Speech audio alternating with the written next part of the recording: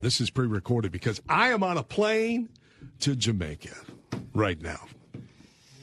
I am. You're leaving a week late, though. Hate me if you want. And here's the worst part about it, right? So one of my worst experiences at Sunburn Bowl was 2 years ago. Sunburn Bowl 4. I'll never forget it. Why? Because I was sick the whole time I was there. And when you get a cold in Mexico and they give you their version of amoxicillin. Oh, boy. And it was like day 3 of this cold. And so I went to the doctor on campus, so to speak, and he gave me their version of amoxicillin. So I take it for a day or two wags, and I'm feeling good, right? So our compadres, Drew and KB, are doing their afternoon show, and I go down, do the show, and I'm feeling good. My wife's going to come down afterwards for dinner after the show's done. And I am feeling really, really good, okay? So you guys know this. I'm a gin guy. So I'm like, okay, I'm feeling really good. I'm going to have my first gin and tonic in about 4 days. So I have a gin and tonic, okay, with the fellas. So I look at my watch. It's almost dinner time. My wife's on her way down. So I'm like, okay, I have to take my medicine. So I go downstairs and I grab a juice and I slam the Mexican version of amoxicillin. Boys, let me tell you, I don't remember the next 24 hours. Oof. Really? Oh, my God. KB will pick up the story where he and his wife had to literally carry me back to our room. And the true story, the last thing I remember is I remember standing there next to Drew and KB, and I said, and I go, man, I don't feel right. And I had to sit down. KB goes, would you eat something? What's wrong? I said, well, I just had one drink, and then I had the Mexican version of amoxicillin. I can't remember what it's called now. KB goes, dude. Last thing I remember is dude. And it was a long night. It was a long day. And so why this flashes back is because KB was in my office on Monday. Severe cold. Tuesday, guess what happens to me? I get the severe cold, yes. Yeah. Mm-hmm. So my voice is normally not this deep, but it's deep today as we prepare. And so I am sucking every lozenge. I'm drinking OJ by the gallon, just fighting this thing off. But you know what? I'm on a plane by now, and I don't care. I'm going to Jamaica. So I said you're leaving a week late. You know, we have all of this cold weather this week. I know. And then it's going to be 30s and 40s and maybe 45 on Monday. Yeah, next week. And so you'll be like, I don't know, 25 degrees warmer, 30 degrees warmer. But I don't care. You were able to survive through all the freezing. It's been a tough last 3 weeks, Wags. I mean, we were in New Orleans for a week. Then we come back for a week, and now we go to Jamaica for a week. Yeah, it's really tough. It's like you back in the day. Yeah, and then she was at the radio station. She's going to Hawaii. They got Punta Cana or something like that. And she's at the Super Bowl. And me and Tasker, I don't think we've been sitting here the whole time. Yeah, just freezing. Plugging my truck in at night, hoping it'll start in the morning. You came strolling in with a gator over your head. I didn't even know who you were. I didn't know if you were auditioning for a boy band or what you were doing there, man. You wasn't sure if I was a rapper or not. I said rapper. I'm just a fat white guy who's cold. Without a lot of hair. Without a lot of hair. Got to keep it warm somehow. I think I have my Wisco bow hunting. Yeah. Nice. Wisco bow hunting hat. So, Fishing Expo is this weekend in Madison. Excited about that. Are you guys gonna make the trip up or not? I'm going to try. Danny, I reached out to Dan again, talked to him a little bit. I may try to shoot up there. If not, I got to go to Pato. Tonight, because we did pre-record this, tonight the girls are, I believe Justin Timberlake is in town. So the girls are all down at the Justin Timberlake concert tonight. And I may just run away. Run away? Just go to the sports book and hang out. Exactly. There you go. I stumbled across this story this week, and I wanted to ask you guys about this. ABC has this show with John Quinones called What Would You Do? What Would You Do, right? So this is our segment on today's program of What Would You Do, right? So I was reading from OutdoorNews.com. Jerry Davis, who was a longtime writer for the Wisconsin State Journal, their outdoor post, had this story about a woman. This was between Boscobel and Muscadet back in October of last year. And the story reads, a passing motorist saw a person cut off the head of a vehicle-killed white-tailed buck and placed the head in the trunk of his car and then drove off. Now, the passing motorist was pretty sure some aspects of this action may have been illegal and reported the deed to the local Wisconsin DNR game wardens. And then, of course, you've got to pay for the story, which I'm not willing to do, and so then I stopped right there. But again, it planted the seed in my head. This is a good what would you do? So we start with you, Paul Wagner. Oh. What would you do? First of all, if you're going home and you see that big buck laying alongside the road that someone hit, and let's say it's 10, 12 points maybe, whatever the size is, it's a good rack. Are you taking the whole thing, or are you just doing like this gentleman did, where he cut off the head and went on his merry way? I actually, realistically, I said, yes. I would not do anything with it. I would seriously maybe take a picture of it and go, look, boys, we lost this one. Rest in peace, big monster. Yeah. We didn't get him. I would let him go. I would leave him there. Because of the fact, if you remember this a long time ago, one of my buddies told me we were going out coyote hunting. Do I remember this story? He goes, I think the statute of limitations over. This was more than 7 years ago. And he goes, hey, Wags, go pick up this. Hey, we're going to go out tonight. I'm going to go pick up some beer. Why don't you go pick up that? There's a doe got hit over there on the road. Just grab it. I go, oh, okay. I didn't know. Right. I'm driving out and it was there it is. I get out of the truck, lift it up. I'm dragging this thing into the back of the pickup. I get in there. The two guys are waiting for me. I pull into the cornfield. They're laughing. I go, what do you do? What's wrong? I got the doe. That's the one you told me to, right? He goes, yeah, you can't do that. So I know you can't move it unless you get a tag. Right. So that's what I was getting at with this. So I'm gonna take a picture of it and I'm gonna forward over to Tasker, see what he would do. And then I'd be like, well, where is it? I'd like to go see it. Yeah. So I think it begs the question then too. Oh, don't tell me you're going to be that guy. No. Okay, good. I wouldn't. I would stop and I would for sure take a picture of it. Right.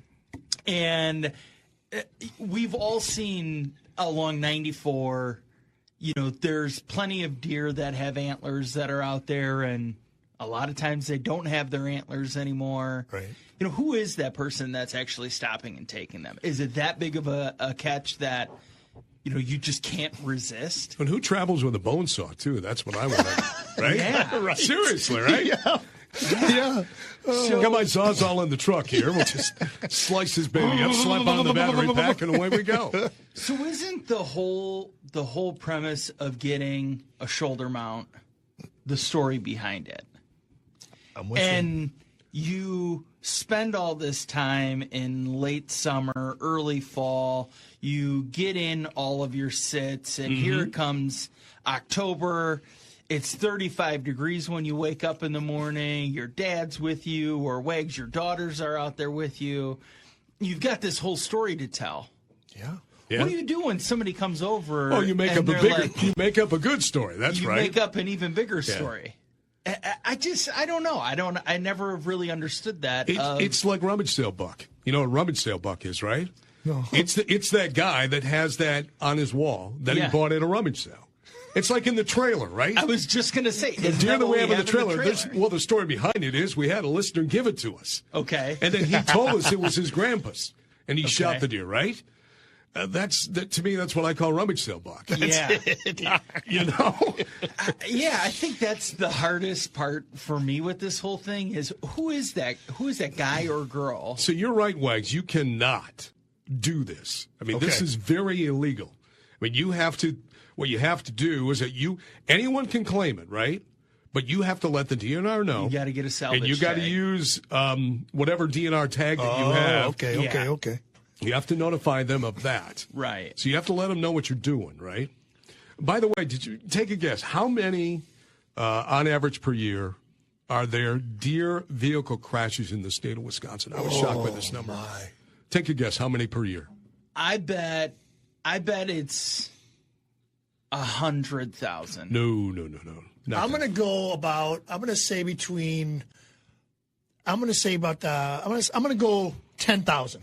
You're close. 15 to 19,000 a year. Wow, that's still a lot. Yeah, exactly. Talking about that, I saw this guy. I think we talked about this too. He didn't cut off it must have been a doe kill. And maybe he did it and didn't. I didn't know. But when we came up to it and saw it on the back roads out in Dodge County, he had slit the back of the neck and kind of came down through the back side of the shoulder. Okay. Peeled off the hide and cut out the back straps. I got up there. We looked at this. It was years ago. Not years ago, but like right before COVID or right after COVID. And literally somebody had peeled it back and cut out the back straps. Wow. The tenderloins, they didn't go inside. They just cut the back straps off. Just cut the back straps. Well, and okay, so unless you're the person actually hitting that deer, why would you risk doing that? And maybe that was, I don't know. I don't know we don't know the people. Because they've done it before. Yeah.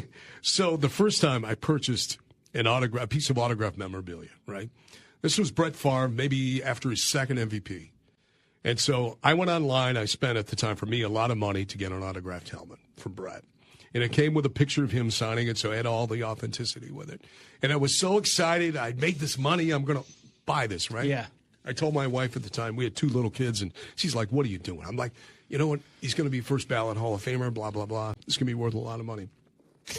Well, I did not know what history would have for both Brett Favre and myself. But when I got it, I was like, it was not a big deal to me.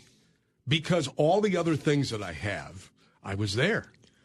I was at shows. I was at emceeing events. I had, like, for example, on my desk, there's a Bob Uecker baseball, autographed baseball. I've had it for years, never brought it up, but with Ueck's passing, it's kind of my tribute to Ueck, so I have it on my desk. But I emceed an event with Bob, and he signed it for me that night, so it has special meaning to me. The reason I bring this up, it's the same thing like this. Seriously, if I'm heading home between Lake Mills and Cambridge, and I see a 14-point buck, and I'm cutting off the head to hang it on my wall, I mean, it just doesn't have the same juice if you got it with your buddies, right? Yeah, and that's my whole thing with it is, what's the story behind it then? Oh, yeah, I found it on the side of the road. Well, there's no chase. You're not going to believe this. You know? I was driving home. It's about 1 o'clock in the morning, and I saw this. I just, I don't know. So that person, should they be prosecuted for that? Do you take it to the next level? Because what they did is illegal. I don't think so. Okay, you just let it fly. I just let it fly. You just put that in the idiot category, right? Yeah, a warning or something like, hey, you do know that the law states that you can't do this. You have to clear.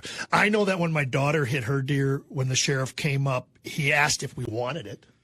He asked if we wanted it, which was the same when Sherry hit hers. Do you want it? I'm believing if it's there, the individual that hit it didn't want it. Right. Kept going. So I don't know. I think, in my opinion, a warning. What do you think? Fine them? See, I think the problem with it is now that this story is gaining attention, if they don't do something about it, it opens the door for other people. Pandora's box. Yeah.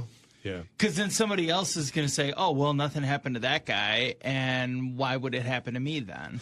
But that's the same thing as, you get that speeding ticket. I was going 65 and a 55. A cop gave me a warning. Yeah. Shoot, I was going 58, and he gave me a ticket. I mean, I get what you're saying. Though. It makes sense. It just opens a door that. Yes. If this story didn't have, the notoriety that it does have now. Back in the day, at Germantown High, you were Carter Gilmore, weren't you? No? Who's Carter Gilmore? You don't know who Carter Gilmore is? Don't tell me he's the Badgers number. He's Tanjay. He's not Tanjay. No, he's not Tanjay. But he's like that guy that comes. Well, I was told that back in the day at Germantown High, you were like a basketball aficionado. Is that fact or fiction? It was. You were pretty good back then. Yes, I don't know how that happened. On the legs. Yes, I What'd you average? I think like 28 and a half a game and a double-digit boards. Oh, hell, he's not Carter Gilmore here. 20. I think He's more like a taller John Tonje, man. I think. Well, Drew knows. I'm sure it's Drew or KB. So I think I would average 28 and 10. Wow. 28 and 10. 28 and 10. What was your best year? I mean, as a team. My senior year, we finished a little bit over 500. We lost to, I believe Brookfield East. No, I think we lost to Grafton, who actually had a Badger, old guy in the late 80s named Tom Molaski. Okay. Tom, I haven't even brought that name up in years. And then I think we got knocked out. But we were a little bit above 500. So did you have a chance to go play hoops? No. Afterwards? 6'2" white guy. I can't even jump over a piece of paper. You scored 28 points a game. Yeah, 28 and 10. 28 and 10. Come on, man. I know, but yes, I know. No, I couldn't. I was more of a football player. I don't know. We talked to little schools like up in Marion, up in the Fond du Lac area, Lawrence, stuff like that. But nothing big. No, I wasn't the player. We had some really good players in the conference that year. My senior year, we had another kid out of Nicolay, named Lamont Pippin, and I think he went to. Oh gosh, I hate throwing numbers up. Scottie Pippen's dad. He went D1. Okay. Molaski went D1. And we had a couple other guys. We had some good players. Eric Hurdle, another Brookfield East kid. Right. I believe he went to Whitewater and played and did some good damage at the D3 level. No, I was just that fifth guy on the all-conference team who didn't go anywhere. I was on a team in high school. That's it. I was on a team. How about you, Eric? I was never a basketball player. No? But, I was able to enjoy it because I went to Whitefish Bay, Dominican. Oh, jeez. We were in the reign of Wollersheim, and I good think you hoops. went to but the Wags, state finals every year. Wags, they were recruiting guys. You and I both know that. mean, Come they on. had to They be. had to be recruiting guys. Come on. I don't think that's a secret anymore. But as you bring that up, right? I know we're going off topic, but you remember when Germantown for that 3 or 4 year span didn't lose a game. Yeah. And Showalter. Zach was on that Final Four team. Mm-hmm. His brother went to, I Who believe, was the big guy that went to Indiana? Luke Fisher? Never Fisher? panned out. Yeah. There was one time where we also had a point guard who went to Buffalo, and then I think he transferred down. There was one time when NCAA tournament started. Mm-hmm. In Germantown with South Dakota, Indiana, Marquette, Wisconsin, Buffalo, all these different teams. I think the Germantown High School had 6 or 7 alumni in the 64 field team. Wow. Out of Germantown, Wisconsin, not California, Florida. Germantown had 6 or 7 guys. It reminds me of that when my son played high school football, and they had that run at Wanakee where they went 2 or 3 years are undefeated. Yep. And they had several D1 recruits. And it's crazy because in one of them, who never, and I've told you this, he's the center for the 49ers. He was part of the group, but he moved away. If he would have been part of this group too, it would have been crazy. Yeah. But what's so special about it when you're growing up, like when I was a dad of these boys, they were just boys. You never knew what they were going to turn out to be, Yeah. Which is great. Great memories. All right, so let's kind of take the ship and we'll turn it back here a little bit. But that's what, for those of you who are new to the program, this is what we do. Sometimes we veer off the page a little bit. I am still trying to shake the image of him walking in this morning with that thing at the top of your head. I know it was cold, man, but that's not a good look for him, is it? You got to stop wearing trucker hats if you're worried about your head being cold. Well, put flaps on, Get like a. It's a spider's gaiter that all the baseball players wear, and I just slid it up a little bit higher over my ears and then put the hat on top. No, you look like Dion back in the day coming in. That's what you look like. Well, he said I look like Billy Bob Thornton. So I there you go. So I said, okay. I said, yeah, okay. That's exactly Billy Bob. it. Billy Bob. There you go. But yeah. There's a little resemblance between the two of you guys. Except I don't wear size 6 women's skinny jeans. The Bad Santa version of Billy Bob. That's right. I do like Bad Santa. So, Tasker, what do you have for us today in the show? So we had talked, and we've brought this up, around this time every year, about the impact that our winters have had on tourism up north. And I just had recently stumbled on an article. The Association of Wisconsin Snowmobile Clubs has been keeping their Travel Wisconsin snowmobile trails open, closed, conditions, all of that pinned to the top of their Facebook page. And, fortunately for a lot of those northern resorts, we're in really good shape. Obviously, we've had a lot of Right. snow as of the recent, 4 weeks or so. But we've had nice frigid temps, and I follow a couple of the cabins up there, Bent's Camp, way up in the Land Lakes. That one in Hayward, there's one up in that Hayward area. Yeah, and so they've really been able to turn it around. And just with this association of Wisconsin snowmobiles posting this, they've gotten like 50 shares. They've got a ton of interaction. They've consistently kept it updated, which is nice, and it redirects, like I said, to the Travel Wisconsin Snowmobiles conditions page. So you can look anywhere in the state. Say you're planning on a trip up to Stevens Point area or Wausau, or you're heading farther up north, Hayward, Rice Lake, wherever that might be, wherever your cabin is. You can check before you go, and you can get, are the trails open? Are the trails closed? How many inches? I mean, it even tells you what the base is, 5 to 7 inches. Is it groomed? Is it not groomed? And what condition all of the trails are in. So we're seeing a nice comeback for a lot of those places, because remember last year we had last year's Right. really 3 2 days years. of ice Right. and not a ton of snow. And this year, I think they're starting to kind of recoup some of that. Oh, that's good. They're getting good traffic. So if you are a snowmobiler, Travel Wisconsin has a great page that is easy to get to from their homepage on updates for the trails. But not only that, Tim, you were mentioning just something about the wildlife too, right? Yeah, I mean, it's interesting we talk about the temperatures and how they fluctuated so much in the last couple of weeks here locally. We're all chase the turkey once in a while, right? So I've got to be thinking a little bit about, with Old Man Winter doing this thing, in this case, turkeys, Wags, how do they survive? Well, they do what we do, number one, okay? They eat a lot. They gain weight and maximize fat storage at wintertime. That's what they do, right? They're at their heaviest when the weather is at its worst. 2, they complete feather molting as winter approaches, so they have newly replaced feathers covering their bodies that offer them maximum weatherproof and protection. It's like putting on a heavier coat, if you will. Also, turkeys use those feathers to protect more vulnerable parts of their bodies, such as their heads and their legs. That's why you'll see turkeys tuck their heads into their feathers or under their wings during extreme cold. And finally, turkeys will often spend more time on the roost and concentrate their movements around reliable food sources during extreme cold, which allows them to obtain as much energy as possible while minimizing the energy consumption. Basically, like us, you just lay low for a while. Right. That's what you do. Hunker down.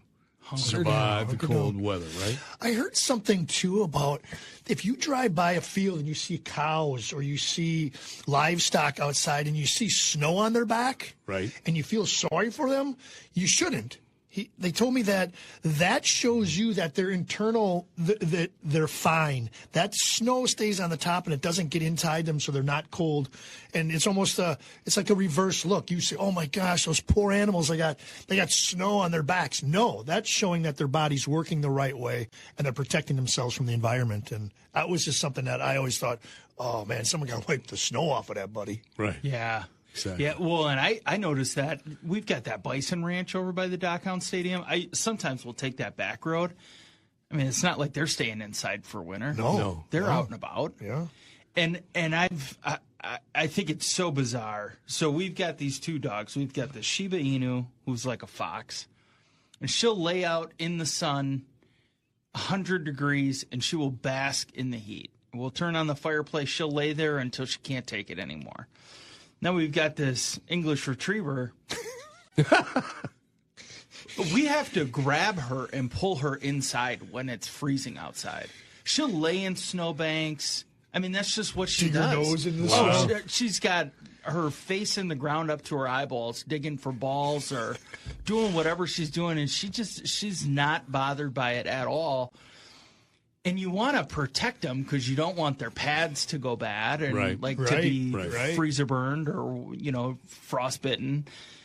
But that's what they do. I mean, they're smart enough to tell you that they're cold, or they'll bark to come inside or whatever. And it's weird seeing that because we're not used to that. We're used to having this hot-blooded dog that will just stay outside whenever it's, we've had degrees. this conversation before about weather. And again, as we get older, and Wags and I are a lot older than you, so our memories of when things happen probably are not as accurate as they should be. 28 points a game, my ass. Oh, did I say 28? I meant 2.8. Yeah, okay. 2.8. Just no, that was me. That was me on a good day. No, the reason I bring it up is because I really believe that somehow things have changed climate-wise. And I'm not a climate change guy, but it just seems like everything is delayed now. I mean, here we are in the middle of February, right? We're in the third week of February. February's almost done, and it feels like late December, January. Yeah. Let's be honest. We did not have significant snowfall this year until February. Yeah. We've had some light stuff, not heavy stuff. I mean, if you're in the tourism industry, like, for example, there's a lot of snowmobile clubs down here. My question is why? Why? Yeah. Why? Because you see through the farm fields and stuff along, like, for example, on 94, you will see where they have the little signs. And I saw some, especially in the Oconomowoc area, trying to think, what is that cutoff road that goes behind? Anyway, it's where they had all the Trump flags out there in that middle of that big that's field. like Willow Glen. Yeah, Willow Glen. That's what I was thinking about. So I saw some snowmobile tracks because that has been where one of the where the trails are, right? Uh-huh. And it's like they're riding on dirt again. It's so sad. And I'm like, to see if you're that. down here and you have a snowmobile, you were talking about this before, you get maybe a week. Yeah. If that. Yeah. And so then it just seems to me, and maybe it's only me, that it just seems the winters we have now come later. Yeah. Right? And it seems like, they come later, and then all of a sudden they don't stay cold. Yeah, we had a good little spell for 3-4 days of cold, but then all of a sudden it warms up. It's 45 degrees. You're right. It doesn't stay constant like it used to. Like, you used to think when we go between Christmas and New Year's that week, man, we're building snow forts and running around because it was but it is delayed. It seems like it's pushed back. Yeah. Yeah, and a lot of people are just, I think a lot. My brother-in-laws go snowmobiling up north all the time. They've just got their place that they go all the time because they've got to escape north to be able to do it, and they're not able to. Now, I know people do it buy here locally. things because they enjoy it, and I have no criticism of them. But when you're going to spend that kind of money, why are you spending it on a snowmobile? Yeah. Yeah. I mean, I understand you love the snowmobile lifestyle, that type of thing, but that thing sits in your garage, your shed, wherever you're storing it for what? 7-8 months a year? Maybe? At least. At least? Yeah. Probably 10 months a year. Mine are sitting Every time you walk in and you look at them, you go, Yep. Okay. Yep. Which is why now people are doing more UTVs, ATVs.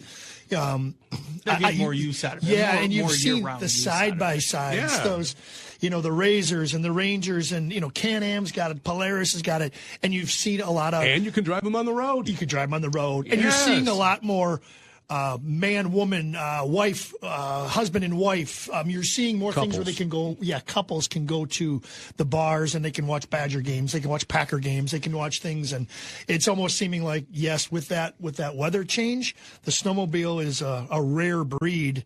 And it seems like now to get the couples involved together, they're all... Because when I was a kid, I mean, snowmobiles were a big deal. I mean, my dad, every 2 years, would trade in skidoos, and he'd buy new skidoos. Every 2 years, we get new sleds. But it seemed like we would use them for months. Yeah. And maybe we didn't. It just seemed like it back in the day. But it just seems like things have changed a little bit. Yeah, we were Polaris guys. Oh, mine are sitting there, and we don't use them because I can't, and I don't have the time to shoot up north for them. So it's like, gosh, I got these big paperweights just sitting right there. You see it right when you walk to that that redneck. Yep. It just that's there. where it gets to be an expensive proposition because now to use these things, you've got to go up north to do them. Yeah. I mean, like if you're into skiing, for example, right? I mean, they're making fake snow. But from a snowmobile standpoint, they're not making enough fake snow so you can use them. Yeah, they're not doing all the trails. Yeah, right. Exactly. Yeah. So I know I just lost a snowmobile sponsor for the show, so I apologize for that. But I was just an observation. Just an observation. Just an observation. Yeah, I wonder how much of that is a carryover from 2020 as well. Could be. People that have them. And I wonder what the resale market is. We talked about this with right the now. RV side of things, where everybody was buying RVs. Right. Everybody. And now the market is flooded because people are like, why did I buy this? Right. What did I do this for?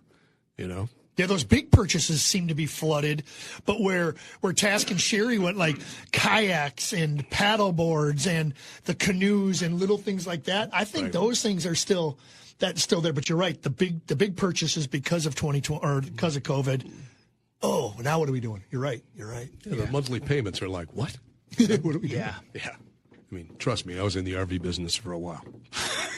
Glad I got out of the RV in the business. RV business, the Jeep business. So are you back in the Jeep business? Not yet. Soon. Okay. When you do, are you going to put ducks on your dashboard? No. Okay, thank you. No, I don't understand that. I don't get it. Okay. I don't. That's why. It's. I understand it's a Jeep thing. I'm always going to be a Jeep guy, but the ducks thing, I don't get it. Tasker's got ducks on his Ford. Hey, why do you have ducks on your dashboard? I don't. It's because he hit them on the way to work. That's what it is. That'd be about it. In the grill. I keep my ducks in the grill. What's right around the corner is St. Patty's Day. Here we go. Uh-huh. Here we go. And as they always do, there's a Thanksgiving meal, there's a Christmas meal, there's also a St. Patty's dinner, and it's perfect for couples. It serves 2 to 3 people. It's $30. Corned beef. You get your corned beef. Yep. All the juices, buttery red skin potatoes, tender carrots, sweet onions, hearty cabbage. And like I said, it serves 2 to 3 people. So I don't know, maybe you just pick 2 of them up and you'll be set for a while. But Wags, you don't seem like a corned beef guy. I am not. Yeah, I just didn't think you were a corned beef guy. I'll shove down a Reuben roll or something with a little bit of Thousand Island dressing on it. But yeah, I'm not. I'm a green beer drinking. Give me a burger. Yeah. Okay. Green pancakes, maybe? Yeah. No. Baby? No. Just a green beer. Green beer. Okay. Just green beer and That's enough. That's enough Irish for you. It is. But yeah, so, and that's available March 1st through the 19th. So even a little after St. Patty's Day, but you can call in, get your orders in for that now. And then that way you're set for the week. You can have a couple of those meals and get your Reuben fix. We were talking about dive bar reviews. And someone has picked up the mantle that we started here. And when you mentioned Reuben rolls, you guys know where the Concord Inn is? yes. Okay, you know where it is, Eric? You want to have an awesome Reuben roll? Go to the Concord Inn. Okay. That was one of my dive bar reviews back in the day. I did. So when you go to the Concord Inn, right? It's the cool thing about it is the building's been there forever. And where it's located was before the interstate was built, because it says up front, clean washrooms or clean bathrooms. And that was one of the things, because that was back in the day. If you're a motorist, you want to clean bathrooms, right? Yeah. So the road that goes in front of the Concord Inn, that used to be the original highway from Madison to Milwaukee. So, and now it's off the beaten path. You would never know it. But my wife and I have been in there initially for a dive bar review, and then several times afterwards. And man, the Reuben rolls, Wags, that's right in your backyard. Yeah, it used to be our stop on our snowmobile rides when we used to get snow. We used to stop up there all the time. Yeah, it's good stuff. Good stuff. Give them a free plug today. Clean restrooms and hot sandwiches. And hot sandwiches. That's what you want. Yeah. You're right. Yeah. Wags, you got something going on, too, you want to give a quick shout out to, don't you? Yeah, thank you. With the cold weather and stuff, up by me in Dodge County, we're propane and LP.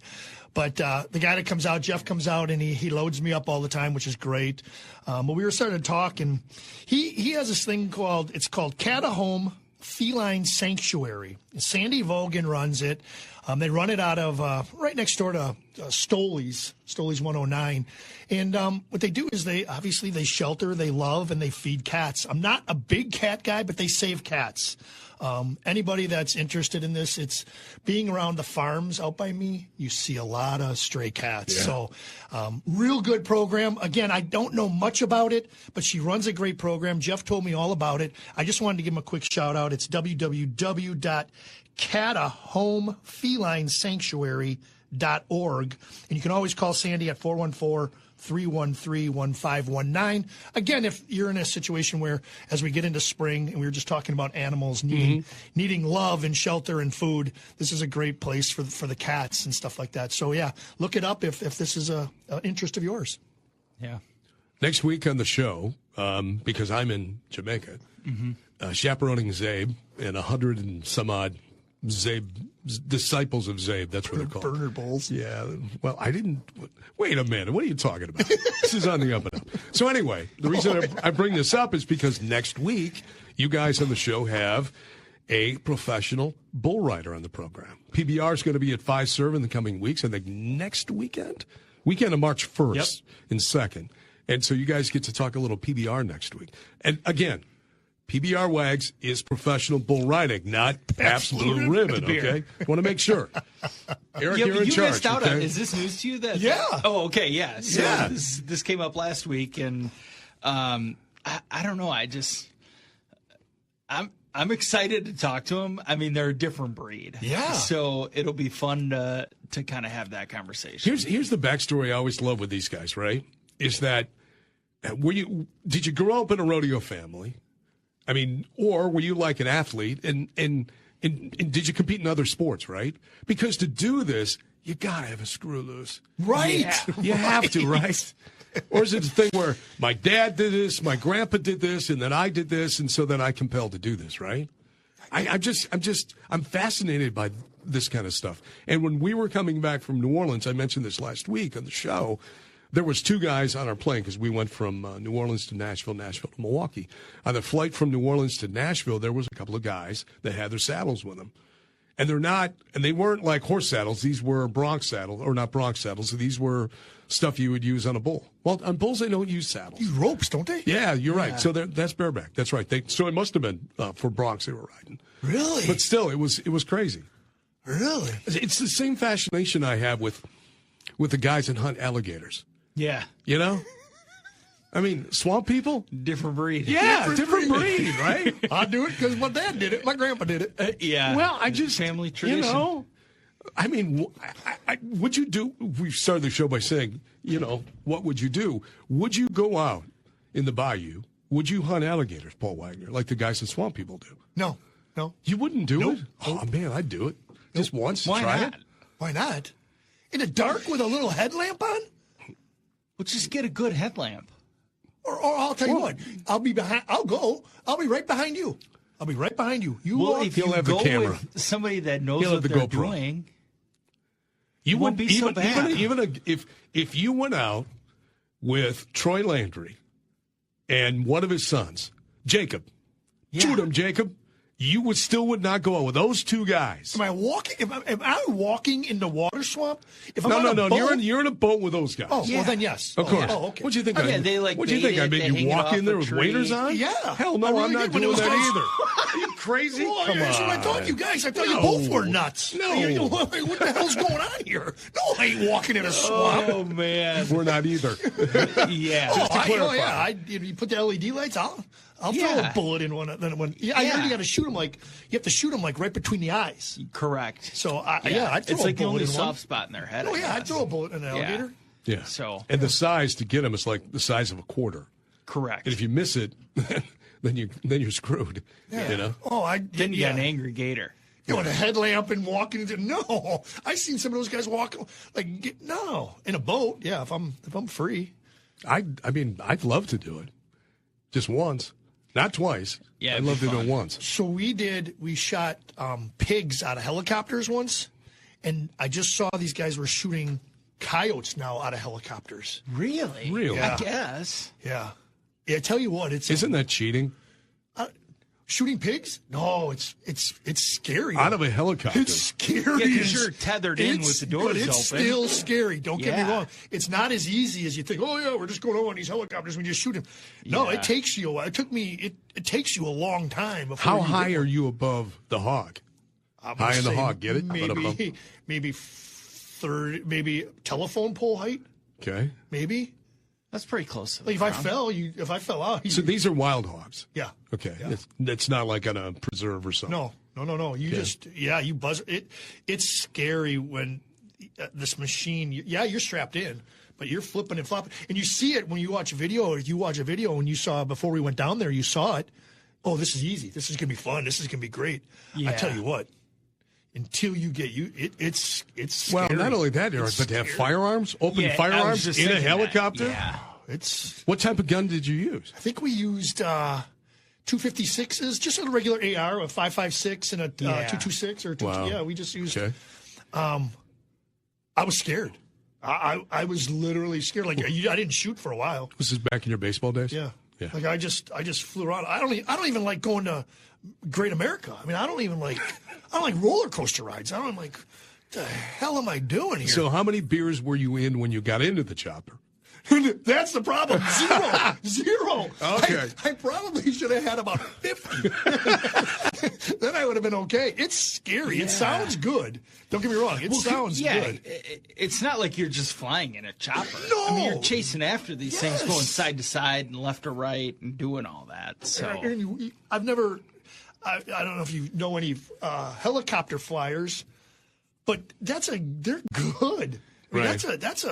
It's like playing a video game with a joystick. So those helicopters are kind of like the ones that they crop dust with, right?